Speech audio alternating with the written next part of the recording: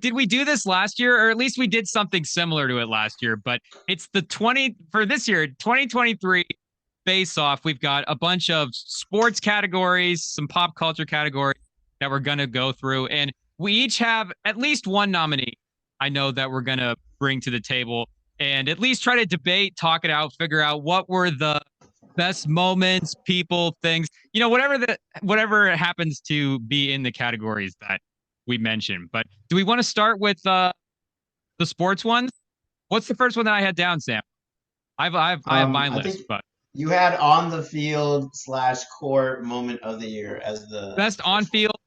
on field moment. I guess it's all there's all kinds of different surfaces, but whatever sport you want to go to, the best moment on the field. Because we're gonna do, I think we might as well do it for the next category, but we're gonna do like an off the field as well too. But for on the field, whatever respective sport you want to throw out there. Mark, you're the guest. Do you want to throw out the first nominee for best on field moment of the year 2023? The Raiders Yeah, that beat the sounds Chiefs great. on Christmas Day. Yeah, I knew we'd get to that eventually. The Raiders I'm sinking glad the to be the Chiefs franchise. second or third Raiders fan on this podcast, and I know Samson loves it. Oh. So, actually, my first one's related to baseball because I know y'all do Mm. talk baseball sometimes, but I know Ooh. y'all don't talk baseball that often. But yeah, it was early this year. It was right before the season started. It was Ohtani versus Trout in the World Baseball Classic. Mm. That for me, it was like that was a moment where the WBC's been going on, World Baseball Classic. It's been happening every 4 years for a while, but this one was just different. Like it was like, electricity you get from like watching sports and seeing how sports are growing. But I think this one with Otani just blowing up like he has been and facing, his actual teammate on the Angels, that was just, I remember I didn't get to watch it live. I remember missing it live, but I remember thinking like feeling so conflicted because I literally have no ties to Japan. I'm probably Team USA, to be honest. I'm born and raised in the US, but it was just baseball. Like it just felt like pure incredible baseball. And I think with all the like stuff going into the season of like different rules and stuff in baseball, a lot of people were like getting a little nervous about how this season would start. So I think that was kind of Mhm. just like a boom, baseball starting, like here we go. And it just got me so hyped. Shout out to Lars Nootbaar on the Team Japan team, St. Louis Cardinal. I am a St. Louis Cardinals fan, so yeah, he's a champion. He's a world champion too. So seeing Ohtani, Yamamoto, etc. on that team, they're just absolutely dominant. It's a little unfair, to be honest, because all the best players in Japan combined versus all just the best American players. It's just wild how much like America doesn't know about Japanese baseball too, and that I'll get into that a little bit later too if we have time. So yeah. And Yeah, I know. or Oh, you go oh, ahead. sorry. Well, I was gonna say that I know that you're a baseball guy, so I know you probably didn't watch it live because it's not like you weren't tuning in. But I'm not a baseball guy, and I don't remember exactly what NBA thing was going on at the time because this was in March, so NBA season was still going on. March Madness, I think, might have been going on as well too at that time. So I remember baseball classic being on, and I remember the build up to it. I remember hearing about the game. I remember hearing that this was going to happen. I was for me this was must watch TV. And as a non baseball guy, there just haven't been a lot of baseball moments that are I think outside of the baseball fans, like into the greater sports culture and then culture in general. There just haven't been a lot of must see moments, and this was probably one of them. I don't even know what the other big ones would even be. Again, I'm a non-baseball guy, but just off the top, like this is the really the only baseball moment from the year that I could remember. And yeah, I definitely had it on my list. Consider putting it down. No, for sure. It was definitely one of the top five baseball moments of the year. I mean, you could add like a bunch of other things regarding, Acuna and Mookie Betts and Otani, of course, just having insane years. I mean, playoffs, of The course, is contract. always hype. The contract is part of this year. Like, it was a pretty epic and pretty crazy year of baseball. I think. Um, I'll talk a bit about off field for baseball when we get to that. And Hmm. yeah, I'll bring us back to baseball for off field because I'm definitely going to chat about that. But yeah, that's great to hear that like a non-baseball person even acknowledge and recognize like this is a sports moment, like this is a historic No, sports it definitely was. yeah. So Yeah, and I mean, in the game itself, to have that final at bat, full count, top of nine, it's like the game, the end of the game, that's deciding them two facing each other, is wild. I mean, that's something that we don't see too often. I mean, I don't watch a lot of baseball, but knowing it compared to other sports where you look at basketball, you can have those stars go up against each other.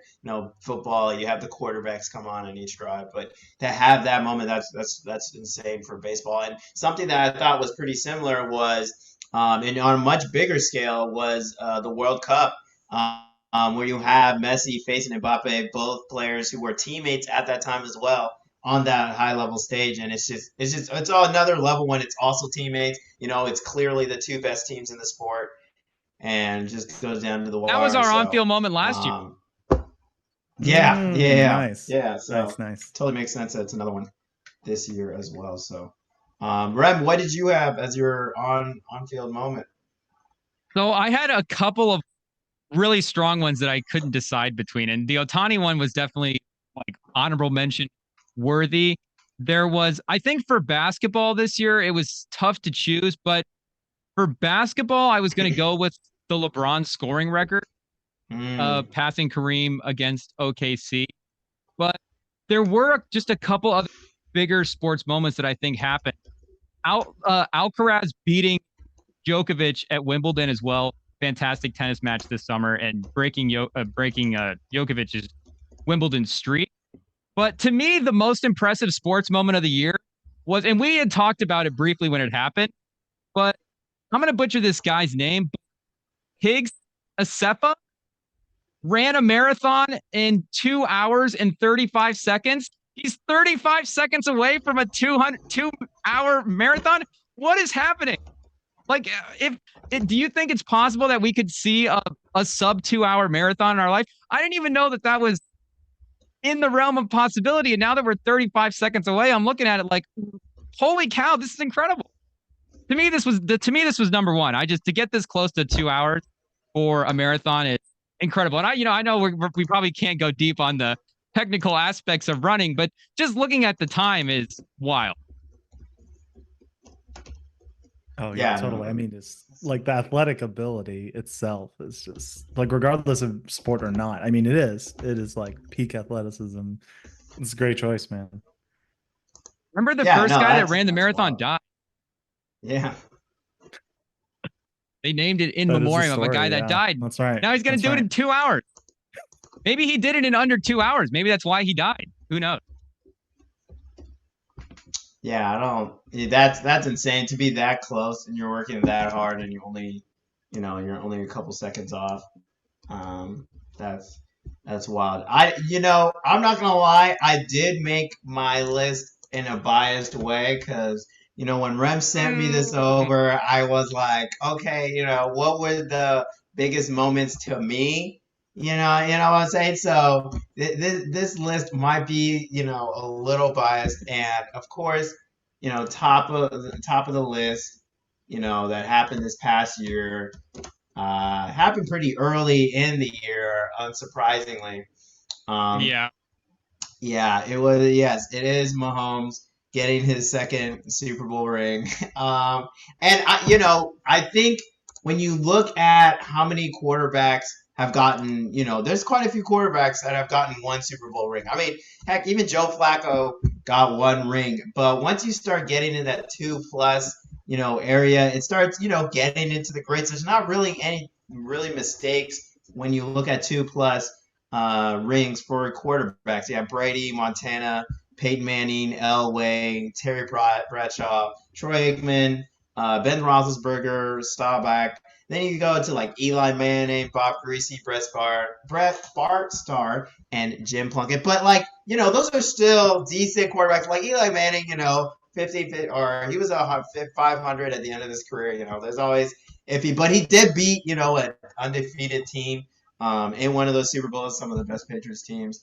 So, for Mahomes, who, we know has the talent, this year his crown as best quarterback in the league might be a little shaky, it might be a little rocky, but, someone who we know will end up being one of the greats. For him to, just get it done, hit that checkpoint in the resume, obviously the biggest sports moment to me. I don't know, not necessarily maybe in the whole world, but Super Bowl is the biggest sports event in America, so that's how I'm gonna rationalize it.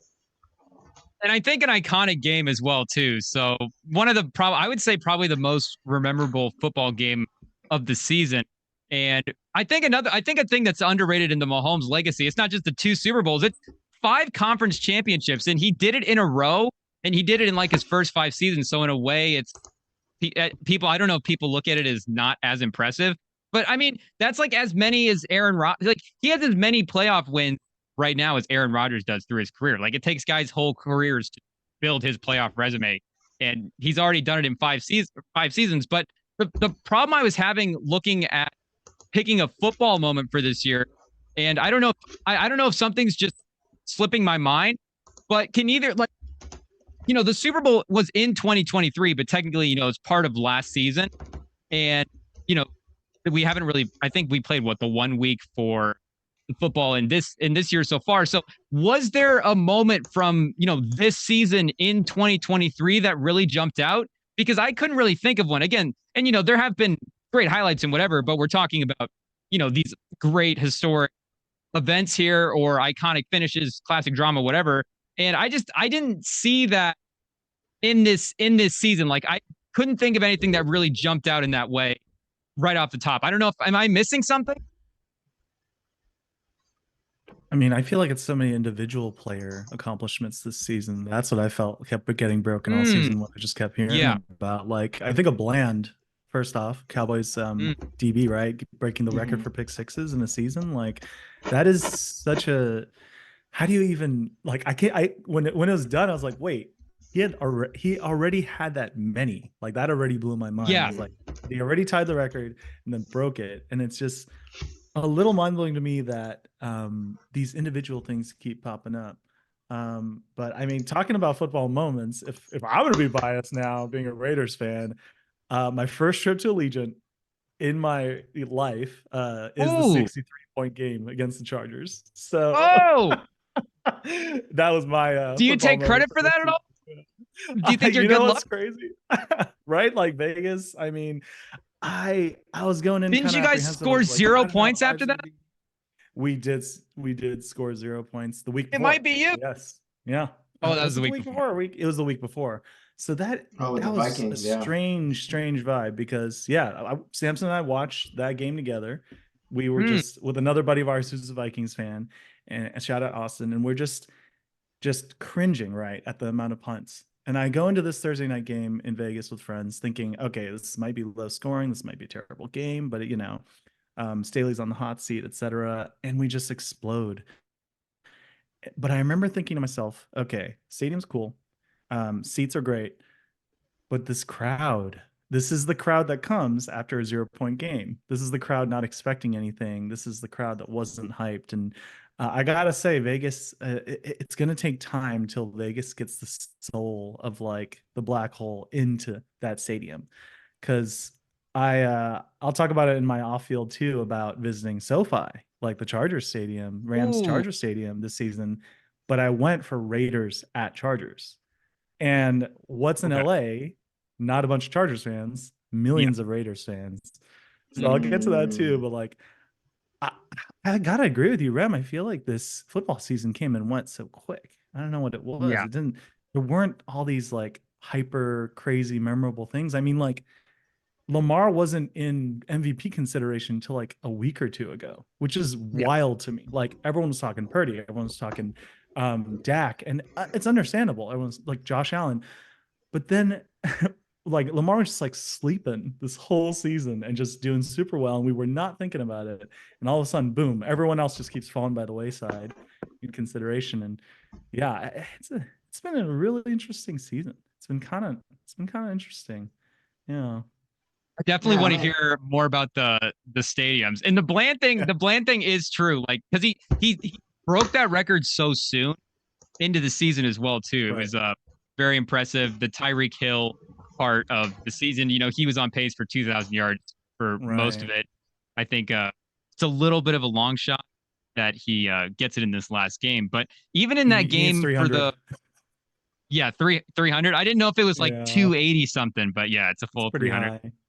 Yeah, that's pretty crazy. But even in that game that you guys played after the Chargers game, so you do the 0 points of Minnesota, 63 in San Diego or against the Chargers, and then you beat the Chiefs, but your offense didn't do anything. Like your offense was still bad. So I don't understand the 63-point game. It doesn't make any sense.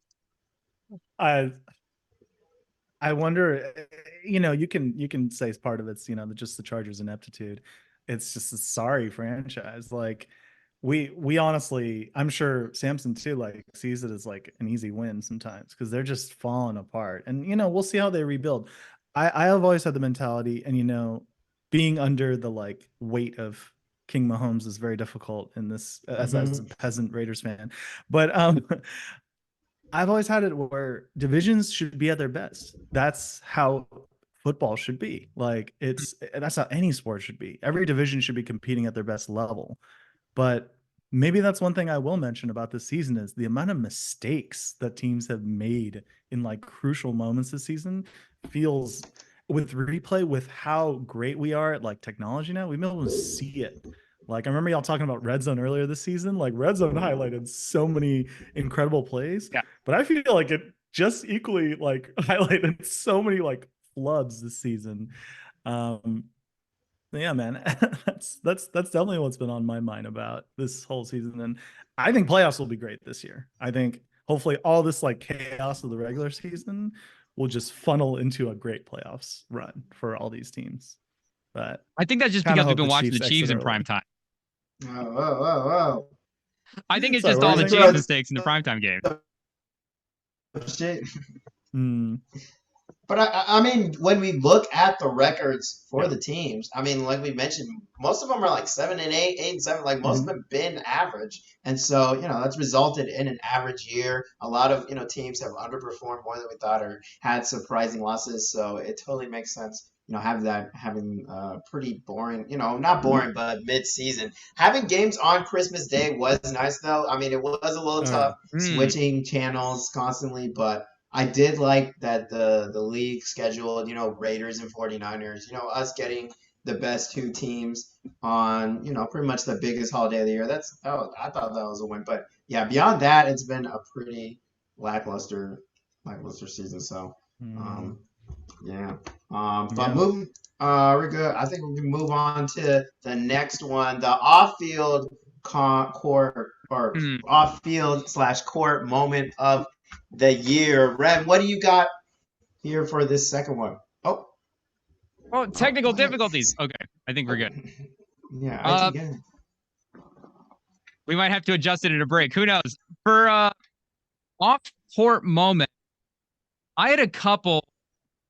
Let me see. So we mentioned it a little bit earlier, but anything with Messi is gonna be big. Ohtani, like you were saying, is in that thing. So just the whole thing of him moving to coming over to the U.S., getting the deal, being in L.A., partially connected to that as well too. I had down the influence of the Saudi money starting to find its way into sports as just a big turning point for the sports culture. But my number one, and this, I know, we had an NBA moment in the conversation for on court, but for off court, I'm gonna go with Kendrick Perkins single-handedly swinging the MVP race to Joel Embiid. And not that Joel Embiid wasn't obviously deserving of the MVP. He was fantastic last season, but I mean, that was definitely a part of it. And the fact that, and at least in my lifetime anyways, of just, it hasn't been a long time consuming basketball, but just a single media personality influencing the MVP award in the way they did, but also, the conversation that it started as well too went a certain direction, but just influencing the award with the comments the way he did. I mean, I think that's the reason Embiid won. And Jokic did have the slower end of the season as well too, like that has to be pointed out. But he won the title. Like Jokic was undeniably the best player in the league last year. probably should have gotten another one. But I think the per comment's at least like 30% of it. Yeah, that was one of the most egregious takes on TV in a long while, and it was just like I don't. I think there is a lot of talks of how the um, how they had press, or there was people within Joel Embiid's camp that were reaching out to voters that were like talking about why he should be MVP, stuff like that, and all the stats were pretty much saying Jokic should be the MVP. Rem, not to throw you under the bus here a little bit, but you were on the side of Embiid. And I was trying to tell you, Jokic is leading all the I stats. tried. He is top for a reason, and the postseason showed what it showed. But it was a battle between two big guys, and it was really tough to give Jokic his third in a row. That would have been crazy. But yeah, I don't. Now with they now Embiid is back with a vengeance. We'll see if he can get his own back-to-back MVP. He's definitely putting up the stats for it. But I Perk we've already discussed. Is the we there's some commentator on ESPN that we've kept. That we got to get out of there. We got Paul Pierce out of it now. Perk, I don't know. Perk is there to start something up. He's always there to start something. I don't know why he's on TV. The only reason we want Perk out of there is because we want him to join Rem and Sam. I was watching Perk in the pregame. We're recording this Friday night, obviously. Nick Sixer on ESPN right now. I mean, Perk is good on TV, and he got the conversation going. It was a wild take, but I think in general, Perk is good on TV. I also had Mark. I don't know if you saw this online at all, but the NBA Skims. NBA signed a deal with Kim Kardashian's brand Skin. So now they're like an NBA sponsor, and Adam Silver, they were asking Adam Silver about it. He's like, I don't know. Maybe I got him on. Maybe I don't. Who knows? I do remember that. Even with the limited basketball I watch, you need to get some NBA collab Skims. We can hook you up for jumping on the pod. That'll be your gift. The people at Rem and Sam can send you some NBA Skims. There we go. Make some calls over there. Yeah, wonderful. Sam's got connect. Who knows? But Mark, you mentioned you had a baseball off-field moment of the year. I do. I have a major one. It kind of explains why I mentioned I'm a St. Louis Cardinals fan now. But as Sam knows, I'm born in Oakland. I'm raised in a town next to Berkeley called Albany, and I've been an A's fan. I was an A's fan from 2011, hardcore A's fan, all the way until this year, April 19th. I actually looked it up just for the pod. April 19th, that Wednesday night, it was leaked that they're going to Vegas, right? They weren't going to announce it yet, but that hit the sports world like a sledgehammer. And I think it definitely is something that leans on the negative side. I am probably me and hopefully hundreds of thousands of A's fans will probably be angry about it for quite a while. I don't try not to hold grudges in general, but it's something that I think I have never been that angry about sports in my life up to that point. I have a buddy who's from San Diego. He's a Chargers fan. He was a Chargers fan, and he experienced basically the same thing. And we're in the process of it. Like, I drive by the stadium, and it still says rooted in Oakland on the side of it. It was just an absolute mess. And I just remember telling my wife at the time, just like, this is literally the most sad I've also been as a sports fan. I was angry at first, then I was sad, I was angry. It was just, that week in April was just chaos for me. And it's crazy because that day I actually went to the game. I was at the game. The Cubs were in town. And I remember when they thinking like, and they didn't announce it during the day, but I remember being at the game thinking like, oh man, it'd be kind of crazy if we had a Cinderella story season again, like 2012, like 2013. Then they announced it at night, and I hung on my boots. I hung on my cleats. Like, I've never played baseball in my life, but I decided I'm gonna go with my dad's team. My dad's from St. Louis, and I've always loved the Cardinals, but I just couldn't, like, the concept of like hanging on, the idea of like, I'll respect you for still being an A's fan, but for me, I just couldn't. I had to move on. I have no trust in this organization anymore, and That's my moment of the year off field. It's not a Yeah. happy one, but it's definitely one that, like I said, it felt like a sledgehammer to every A's fan that really thought they're in development for staying, all this stuff. And um, I think some listeners might think, okay, but dude, you're still a Raiders fan, and how I'll justify it, and I'm sure other old school Oakland Raiders fans will justify it is, we moved to LA, we came back in the '90s.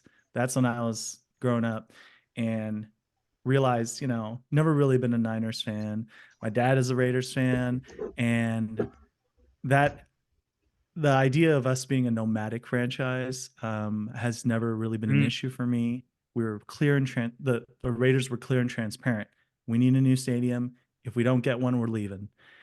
That, in my opinion, is a really big contrast to the A's saying over and over and meeting with the city and like making all these false promises and then all of a sudden being like, oh, information leaked. We're going to Vegas in 2027. So yeah, I didn't want to talk about this too long because Sam's already heard all of this. Actually, No, this you're all is the whole Mm. good. spiel. Yeah, but that's the big one for me this year in terms of off field. Yeah. No, And yeah, another. Well, go ahead. no, and also, it really feel bad for Oakland in general as well because of the Warriors as well leaving now. They're a little bit closer being in the city, but still, three major sports teams leaving all the, within a decade, somewhere around that time, Within maybe like 5 years. 5 years. Yeah, Yeah. exactly, all at the same time. That cannot be great for a city's morale. But hopefully it turns around. We believe, but it's yeah, I definitely feel for Oakland with it. How long has this drama been going on between the owners and the city and the fans? Oh man, I mean, I tried to follow in the 2010s, and by 2015 or 16, I was like, okay, these ideas of going to like San Jose, going to Fremont, these cities that are south of Oakland, and the Giants, San Francisco Giants saying, South Bay is our territory. Mm. Um, I just gave up at that point, but it's just been on and off constantly. And you know, I don't take the Raiders out of the blame. Like Mount Davis is this giant, part of the stadium that was built in the early 2000s for the Raiders to be, you know, have a full capacity stadium, and it looks terrible. Like the athletic stadium used to look like a baseball stadium, but just to yeah, like it, it was just a constant back and forth of random promises in the 2010s, and people were just it's just like, what do you believe? Like every little thing. One friend of mine would say he wouldn't believe anything until shovels broke ground, and I think that's the mentality I took on in the later 2010s. And that's why I was excited. They're meeting with the city. They're going to meetings and figuring out this whole like harbor terminal or Howard terminal idea, and so pretty wild. And I agree with Sam. It's tough for this city, like losing these teams, but one silver lining I've heard as well is in the future, if baseball expands, Oakland is an option. I know Nashville's a big, probably going to be the first choice. Our friend Jojo has told me that's probably going to be the first, but you never know. In 10 to 15, 20 years, maybe, Sam sticks around, has a Man, who family, knows? he can, his like first, I don't know, Whoa, first kid's whoa, like whoa, whoa. Oakland fan, whatever the Little team's Sam. called, Oh, like maybe my kids do. We're playing together, oh watching my God. games. Oh, whoa, whoa. He's buying jerseys. I'm just going super duper future, but I'm He's talking got like play dates. He's 20 got play years, dates right? planned out. Like All it's right. possible. All right. And Would you cheer for that team, the new team? I was just gonna say that too. A friend of mine asked, if they came back as an expansion team, would you cheer? And I think I would support them. I would like them, but I think now I am Cardinals through and through, which has been rough this year. But that's yeah, that's where I'm at now. It's a pretty unique situation being a Raiders fan and a St. Louis Cardinals fan. It doesn't really make sense, but yeah, here I am. No, it's okay. This is the pod for weird sports fandom Yeah. combinations. I think we've already got that covered Yeah. for you. Have Got the you Oh done Colts your yeah. nominee yet, Sam? Michigan Spurs fan over here. Yeah, I got so mine of the year. This one I actually do stand by as sports thing of the year, and being on being a fan of a team that is such in the limelight, it's not surprising that the off-field one is mentioned here as well. I'm going Taylor Swift and Travis Kelsey. I Ooh. think Kelsey himself had his whole thing with his family. In the during the Super Bowl, the Kelsey Bowl, their podcast New Heights blew up. Shout out. And then, Taylor Swift shows up, and this is her coming off of the whole Ticketmaster issue where they're having, courts hearings in Senate, because of, all the issues going on with it. They have a concert in Seattle, which causes a like 2.9 earthquake, of how rocking it was. Mm. And it's just like, just a huge mashup. The supernova happened, and, now it's, the biggest musician, or at least this year, being dating, one of the biggest athletes on, a team that's in the biggest sport in America. So I think it was, pretty much. I think it was the biggest field thing. Was I a super fan of it? No, not really. I think it definitely. I think it definitely is not. You can look at Kelsey's numbers. It hasn't necessarily helped him this year, but it happened, and so that's why I gotta regrettably also put this up here in the rankings. Regrettably, because it sunk your team. Can you put the downfall of your team as the off-field moment of the year? No, I mean I do think it's dropped. I do think it's because Rashee Rice is our number one wide receiver, a rookie. But is Kelsey more focused on football because he has Taylor Swift in his life? You tell me. Like I don't. It has to take something away in terms of attention, time, work, and I don't. You watch these games. This is not as much clicking. It's not all football. I'm just saying. You have such a huge superstar as your partner. Your life kind of just isn't the same. I don't think that's a indefensible take to have. But I don't think she sunk the team. But there was a stretch there where it was like, yeah, we do actually have players on the field who matter. NFL, like maybe we can keep the camera on them. I don't know. Mark, you said you were married, you have a wife. So I don't when you guys first started going out, first met each other, it's brand new. Did you get distracted? I don't know where you were at in your career at that point, but did you start slacking off a little bit? I don't you maybe 5 minutes late here and there. I don't know. Did it affect something? I wasn't in the midst of my career yet. No, I was just starting it out, so I actually can't comment. But I gotta say, like I'll say this as a Raiders fan. So for our first game earlier this season, like Kelsey was locked in, right? And for the past like what 3-4 seasons he's been with Mahomes, it's been brutal to watch our division rival games, right? Like because I know he's gonna catch TD, he's gonna catch some kind of thing where it just shows our defense's ineptitude. So Christmas Day was probably the first time in a while where I'm like, we winning? We're winning? Winning against the Chiefs? Winning against Kelsey? That's the real question. We're locking down Kelsey. That was like new to me. And or maybe I hadn't seen that in a while where we actually could lock down tight ends. But yeah, I agree though. Culturally, it was a huge moment, right? I mean, you're talking about Taylor Swift fans across America, maybe like 11 years old, including some of my students, right? These are like middle schoolers, fifth graders that are like, do you know who Travis Kelsey is? And I'm like, you watch football? Excuse me? Like, you don't watch football? No, you don't. And just I'll point at my hat and be I wear a Raiders sun hat to work almost every day. I'm a PE teacher, and I'll just point at my hat and be like, Travis Kelsey is not nice to this team. But Yeah. it was a great exposure for a lot of people to football, and just I wish I had stock in just Travis Kelsey jerseys this season. Imagine like if that could be a stock we could buy into. Holy moly!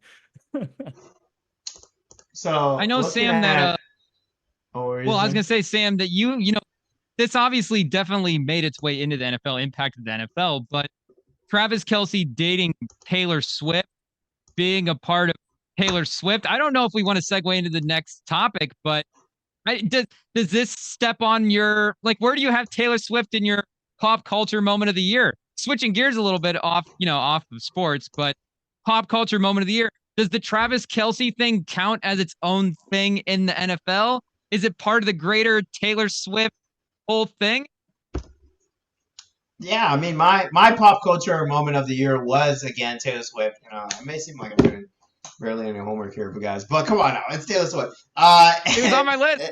Biggest Swiftie we know. It was because of the Ticketmaster stuff, and I think just the fandom that just was ratcheted up to another level, and then there's that it's similar to the Tide Pod challenge where you have this growing like interest in it, and then mainstream media, legacy media, everyone starts talking about it, and then everyone jumps on it because it's such a huge thing, and they're like everyone wants to be part of it, and then it just is a snowball rolling down the hill, and then you have an earthquake in Seattle. So I think it was one of those things where once the Ticketmaster thing hit, then it was just like everyone's like, oh my gosh, you want to get can you get Taylor Swift tickets? And then it was like a little bit like the PS5 situation where now people buy it so you can hold it and jack up the price and scalp everyone. So I think it was just a whole lot of stuff going on, and it crashing the site. And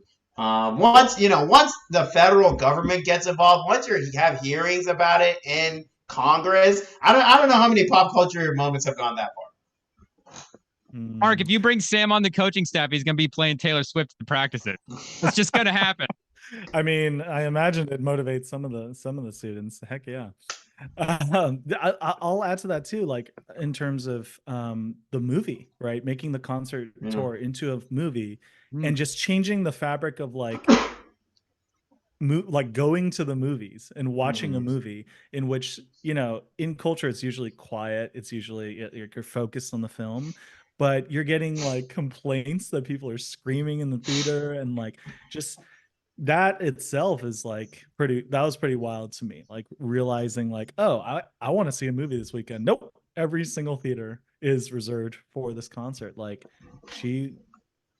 comeback tours and comeback seasons for musicians are always huge. Like when Rihanna comes back in the future, when Beyonce came back this year, right? It's gonna be massive. When Paul McCartney came back, like maybe 6-7 years ago, I guess it was kind of, we should have seen it coming when we knew like, she's coming and it's gonna be like this cultural force. The only thing that was really, I think the only difference between Beyonce and Taylor Swift this season was Jay-Z is not in the NFL, because she did kind of have, like, the quote unquote off the field. She did all the same stuff. Like the tour was, I think I don't want to say as big, but I mean, I've top 10 tour of all time. It was a huge success what she pulled off with the Renaissance tour. I mean, she could definitely be put in this list as well. But yeah, Taylor Swift definitely moving into that icon status for sure. Had her on the list. I had Barbenheimer on my list as well as an option for pop culture moment of the year. Also, the GTA 6 trailer. Yeah, just right before the end of the year. Just sneaking in. But for mine, I think I got to go. And I don't know. Again, I don't know if I want to bring the mood down, but I think I got to go with the Titanic sub. Oh my god! Submarine that went down to see the Titanic. Oh gosh! I don't know. I don't even know how to describe this as a moment, but it happened. It was insane. I'll never forget it. Oh yeah, absolutely insane. We'll never forget it. Holy moly! Could you ever see yourself falling for that? I wonder if the people on that boat were just peer pressuring each other. Like, we have to do this. Like, this is so cool. I mean, it's just crazy when you look at the documentary, or there was some video they had beforehand detailing what was in there, and they're like, yeah, we took these parts from like a controller, like a video game controller. These are parts of like it's just so janky, and it's just wild. I mean, people died on that, but the memes from it were kind of it was crazy. It was so wild. The internet is ruthless, man. Oh yeah, totally. That was the big thing, right? The sub was bad. It was just a bad submarine. But the idea of, I don't know, a small little tourist sub, you go down, you see fancy things. I don't know. Like if you're rich, I mean, rich guys are going to space now. It feels like if you got the money to pull it off, I don't know. I don't think I'm like 50-50 on whether or not I would actually. I don't think it's tough. I don't think I actually would, but there is a small part of me that would be like, oh yeah, I'll definitely go see the Titanic. That'd be cool. Nobody else could has ever said that they'd be able to do it. But yeah, incredibly unique that they tried to pull it off. And like you're saying, Sam, just the whole all the pieces that came out about the submarine when you actually got to go see what this guy was doing. Just like watching interviews about the guy in general too, the pilot. I don't know what you call a submarine. Maybe it is a submarine pilot. The guy that founded the company, built the whole thing. Just it was crazy. So I don't know how much more time we need to spend on it, but insane. That's my pop culture moment of the year. No, it was wild, and I think it's because there was so much to dig into. Again, like I keep saying, once legacy media starts pumping it, then all the older people and people with money are like, "Oh, this is going on. We got to pay attention to this." And then we're sending the Coast Guard, and then the internet takes over. I'm telling you, if it wasn't like that much info out there, like I feel like this story would have died like. This story would not have done as well, for like a couple months. Like it would have just petered out after like a couple weeks because it's a guy that's sub and sadly people did die, which is happy they got the awareness that it did. That hopefully never happens again. But it was just a crazy it was just a crazy story, and it was kind of crazy how it took over the internet for a little bit. Mark, can you bring the mood back up? Yeah, mine's an Oscar moment. So Everything Everywhere All at Once, 7 wins at the Oscars, and just that was I think March maybe. I think the Oscars are a little delayed now. I think it was March, and for me it's huge, not just because it's how do I put it? Basically, the year before, or maybe 2 years before, Parasite had won, right? So that was the first like Asian movie to win like Best Picture, and that was huge for Korean film, for Korea, etc. I'm half Korean, but I'm not like super culturally Korean. I'm like way more Americanized overall. But this film felt like it was speaking to Asian America. Like this was a major monumental moment for like me, for my wife, for multiple people of I'd say like millennial or maybe older Gen Z Asian American people, because I felt seen in like the movie world. Like I felt the most seen I felt in a while when it comes to media. And this year had so many Asian American bangers in media, like Beef. It had Past Lives. It had some incredible stuff. But I mean, like Sam Howell's a quarter Korean, if we're talking sports, like stuff like little things. Oh, like is he? He is. So oh, we're a big fan of Sam Howell on this podcast. Yeah, this is a pro Sam Howell pod. Super random, right? Sam Howell pod. You can put flags on your helmet in the NFL this season, and my buddy noticed why Sam Howell got a flag of a South Korean flag on his helmet. And so we did a little digging and found out, I think one of his parents is half. So he's a quarter. And Kyler Murray too, quarter. Josh Jacobs, quarter Filipino. So, the list goes on. There's a lot of but in general, just that amount of success for a movie that I felt was one of the best of 2022 in general. Like not even just being like an Asian American person watching it and being a film buff and watching it. Like I think you had Devon on the pod a few months ago. Like my first conversation with one of Devon's friends, and Devon was there too, was about like film and was about this movie. And I don't even think his friend brought it up just because he's talking to this dude that knows film and like is Asian American, me, right? He just brought it up in general. It's like, dude, that's my favorite movie this year. And I was like, wow, same here. So in general, that's mine. And I think just in the scope of like pop culture, that's how impactful that was to me. So that's why I picked it. Yeah. Yeah, no, and that's a forgive me great if I'm movie. mistaken. I went back and watched it. I just saw so much. Oh no, I was just saying that I really enjoyed watching that movie. I just had seen so many people talk about it, like not really publicized, but it just not huge marketing necessarily in America, but just word of mouth of how much people really liked that movie, and so had to watch it and enjoyed it. But yeah, shout out Sam Howell. I did not know this. He signed actually has a deal with a Korean pear juice brand. I think it's Soul Juice. So shout out Sam Howell. This is a big Sam Howell pod. We're big fans of Howell. and I don't know if I'm mistaken or not, but was Parasite's a South Korean film, correct? Like it's Yep. actually like an international film, whereas everywhere all at once is really like kind of like Hollywood actually making that transition a little bit Yeah, into giving you A24 film. guys Yeah. into giving you guys your giving you guys your movie, your proper space. And like, Devon was saying, absolutely, I totally agree. The best movie. I probably the first time in recent memory where I actually remember the Oscars actually got it right. And I thought picked a movie where you have, the story, the performances, but also just the fact that everybody kind of saw it and it was kind of a moment. And everybody that went and saw it loved it as well too. I didn't hear one bad review about it. And if we are to, and it's original as well too. It's just fantastic. Like if we're talking about movies in the 2020s that have come out, that's just going to be like, oh, this is a movie that I'm just going to watch for the rest of my life. When I have kids, this is like on the list of they need to see this movie. Like this to me is like instant. It's instant classic. It was an instant classic when it dropped. It's one of my favorite movies that's come out this decade. It's absolutely incredible.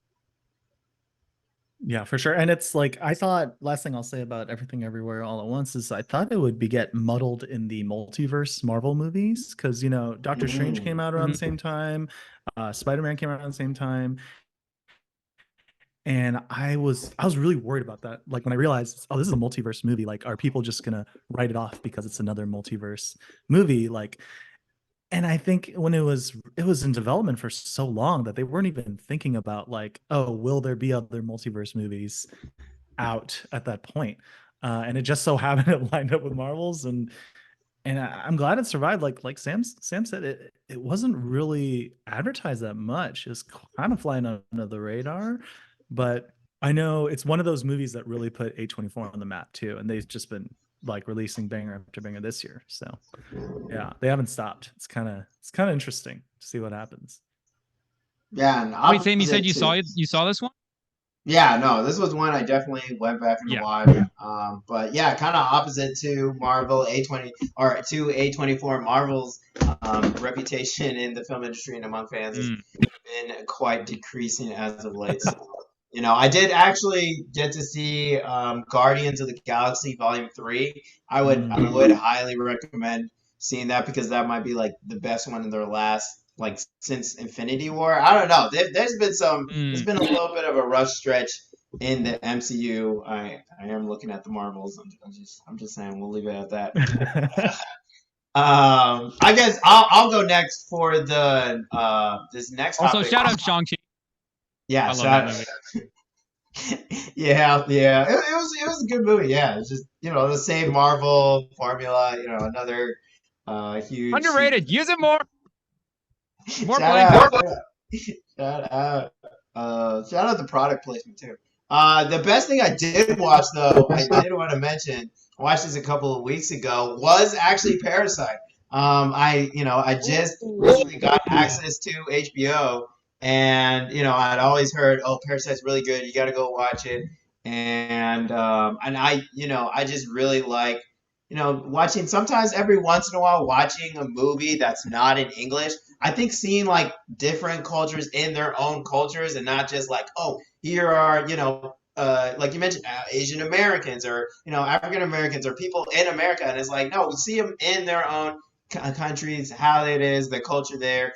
And having like a movie like that, even though it's, like we mentioned, an international movie, it was kind of like, I saw it was rated R and like, no spoilers, obviously. But, for most of the movie, I'm like, okay, this is like a kind of chilling movie, and like I was trying to convince Naya to watch it with me. She's like, "No, I'm good." And then the ending just went straight downhill, and I was like, "Okay, thank God you didn't see that." And not downhill in terms of quality, but just like how gory and stuff it got. So I was like, good thing I'm watching this on my own. It was crazy, but yeah, big fan of the Parasite, and yeah, really happy I went and watched it. Saw it, watched it. It's on HBO Max, so shout out. Wait, was that was that? Oh, go ahead, Rem. I was gonna say, was that your entry for best thing I watched for the next guy? Yeah, that was the best thing I watched this past year. Yeah, Andor was really good. I think I put it up there as well. Ooh, that came out this year. I thought it did. Did it not? I think it did. Oh, yeah, I think Andor came out. I totally forgot about Andor. Yeah. Ooh. That's a I great really choice really too. liked Andor, but yeah, Yeah. that's probably number one. Yeah, and I you mean, got Guardians of the Galaxy Volume 3. That was a good it sounds like Samson likes the movies and TV shows with tension. Just like Parasite and Andor are just master classes in tension, like yeah. building Ooh, tension, Andor might have been suspense Suspense. going November up and down. Oh, November. Oh, Oh, 2022. no, missed out. well, did Samson watch it in January? Maybe I guess did true. he We're wait till the going party? best thing I of watched it as it came 2023. out. So yeah, that's right. I I definitely watched that misunderstood as the it came out. category. Yeah, yeah. No, I definitely once it came out, I watched it. But I guess Mark, what did you or did you want to mention more about it? Well, no, No, I no, was gonna. no. Yeah, go Yeah, ahead, sorry. man. I was gonna just jump in with my for the next one for best thing I watched, and I think there is some obvious choices for top movies. I'm sure we'll talk a lot about it too when we do like Oscar stuff and all of that. But honestly, like, pound for pound, one of the best things I watched this year. And shout out to Sam for putting me on this. But Black Mirror, the newest season they dropped this year, I forget what season. Maybe it was season 6 this year or something like that. Mm-hmm. But the final episode of the show was, and they did something a little bit different too. It wasn't a Black Mirror episode. It was like titled like a Red Mirror episode. I think it's about an hour 10, 70 minutes. So almost like a little mini movie, but Demon 79 from Yeah. Black Mirror final episode. Again, it was almost like a mini movie. So pound for pound, I thought it was incredibly strong where it plays like that too. You get almost an entire movie arc in that time. And especially for this year as well too, where some of the more high-powered movies were just really long. Like there's gonna a couple of Oscar movies that are going to be nominated that are 3+ hours, and they are great watches. But I I I don't know if that's going to be a trend or where Hollywood is going. But I like the fact that they were able to pull, in 70 minutes, do the arc they were able to do it, and it was a fantastic episode, fantastic mini movie. So I know Sam put me on it. Mark, have you seen the Black Mirror? This is my first time Oh, watching it, so I am a I big recommend if Black you Mirror haven't. fan. Oh yeah, Okay, big okay. Black Mirror fan. Have been since the first season, and yeah, I love this dystopian stuff. So, man, Demon 79 was incredible, Am absolutely I? incredible. I Is agree it with you in actually terms of the season. Yeah. okay? How does it stack up against the other episodes? Man, let's I've let's really take only a seen this let's season. take a quick look. I've seen the newest season, and then Sam really told me to watch the White Christmas one as well too. So and it's got John Hamm. Classic, John Hamm's one of my guys, so classic. Yeah. got to check out Did the Oh you John did Hamm you yeah. see episode. it? Yeah, yeah, yeah. And then Yeah. I did also see some of the first one, parts of the first episode as well. Yeah, it happens. I don't know. It's a crazy episode, and it's like okay, I don't know how we're not checking this out. Outside of that, Oh yeah, it's wild how much Black Hole flies under the radar, even though it's like one of Netflix's early like Mhm. original.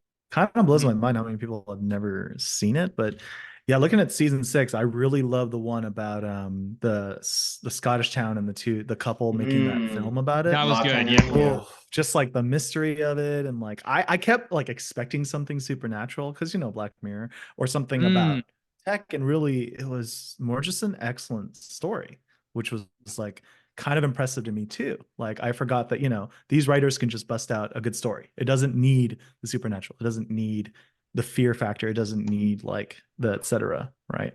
I mean, there So was still tech. That's how they knew it was happening the whole that's a time good it point. cameras, That's a good because point. I also did forget a about little that bit part of of it. movie culture. But like you pointed out, I do think this episode was more of looking at society as a whole and like Mm. different issues they saw within society. So I think like with movie, I think there was a little bit of Netflix, doing a self reflection, looking in the mirror. I mean, the first one with Mm. Joan is awful, Oh yeah. and having those episodes up there, and then just the binging and culture around that, and then like we mentioned with the true crime shows, which I can admit I've been a person crime person of, but the drive to look for the crime out there and relive that trauma, which we had a little bit of a little bit of a wall we ran into this past year with what was that guy's name with the glasses, and he had Dahmer. the Dahmer, yeah, and it's just like this was a very traumatic thing. We don't have to pass through it again, and just that, just those issues. So I really applauded Black or Netflix themselves for something, just a little bit of laughing at themselves, a little showing behind the curtain. But yeah, it was a really good season. Oh yeah. But yeah, what did you have, Mark, for the best thing you watched? Oh yeah. I have three quick things: two TV shows and a movie. Mm. But so I'll be a little. I won't take too long. But The Bear season two came out this year, and that for me is, I guess I'm like Samson too. Like tension is, I genuinely like watching it a lot. It kind of blows my mind of how much you can build dialogue and emotions just in a kitchen. And it's not trying to trivialize like the food industry or anything, but seeing like how the show grows and evolves with new factors coming in and out was incredible. There's one specific episode that's actually in the past, and I think it might be an Emmy winning episode. I think it's called Family Dinner or Six Fish or something, and it is, oh my gosh, like speaking about family awkwardness, tension, etc. Awesome. Jury Duty. I don't know if you guys heard of Jury Duty this year, but Jury Duty was a Yeah. reality show. Probably one of my favorites this year. My wife and I's favorites this year, for sure. Just kind of doing the opposite of a lot of these shows. Like kind of doing a restoring of humanity, kind of a positive outlook on things, and just with a million little inside like improv jokes here and there too.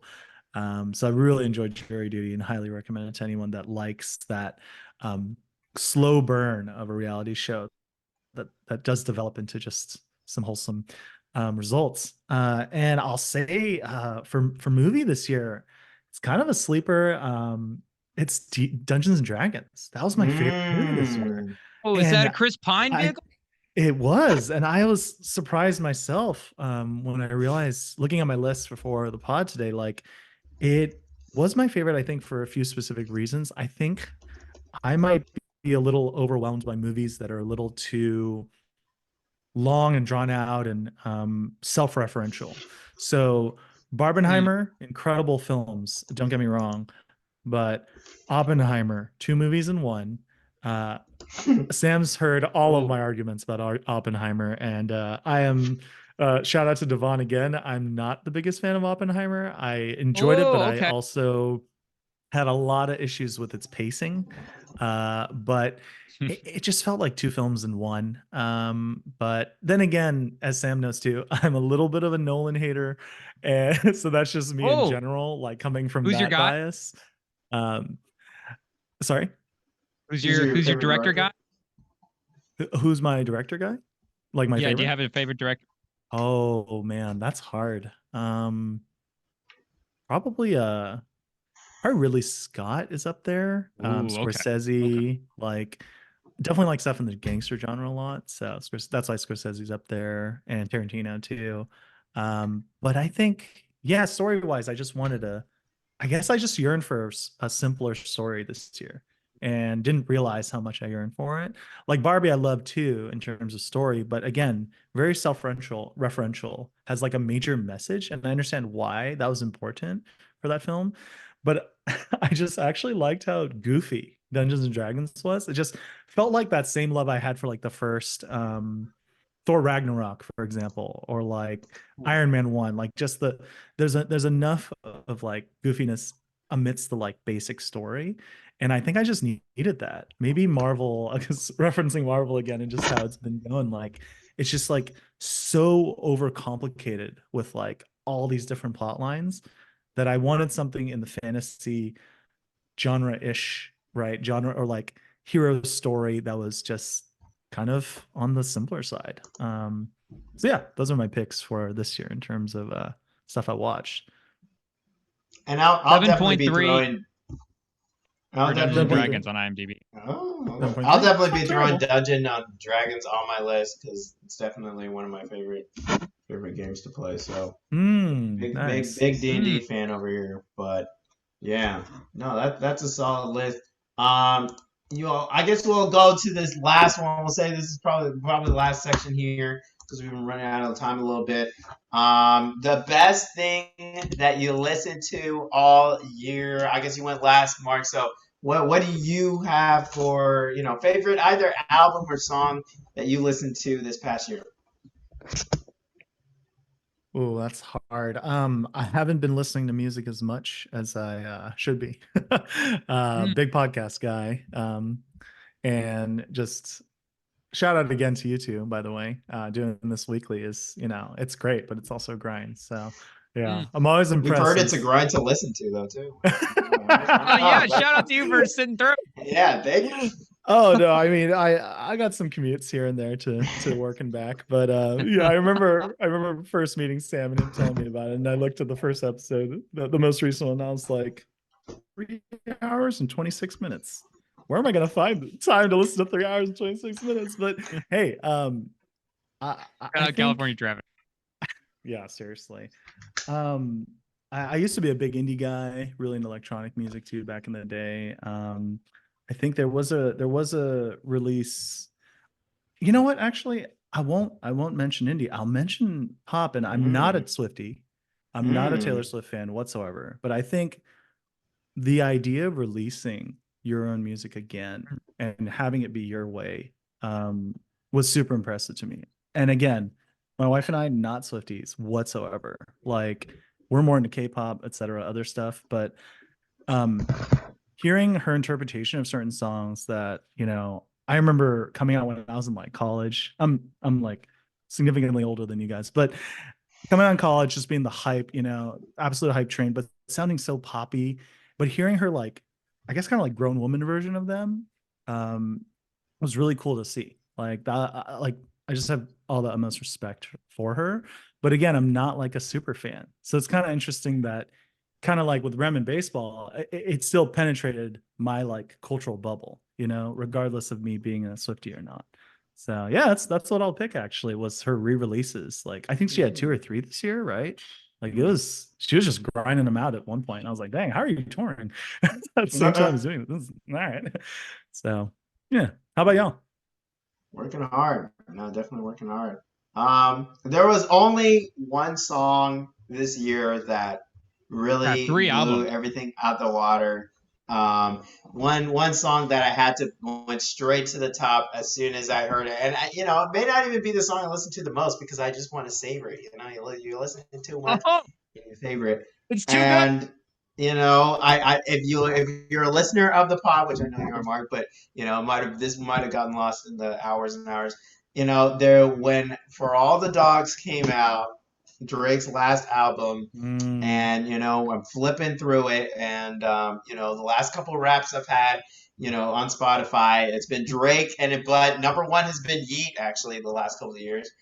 And when I reached the song, and I didn't look at my phone, I did not know this was coming. And when I heard their collab song together, I broke into tears. I'm serious. I was in the middle of work. I had to go to the bathroom. I did not expect that to happen. So that amazing. easily is my number one, my two favorite artists by far collabing on a song. I never thought I'd see the day, and yeah, I mean, the song itself is like pretty good. I mean, I think it's really good. I don't think it's the best song for either of them, but Mm. just the idea of them being together, it was just, yeah, it was a moment. Well, for mine, I think I gotta go off the same project that Sam is picking.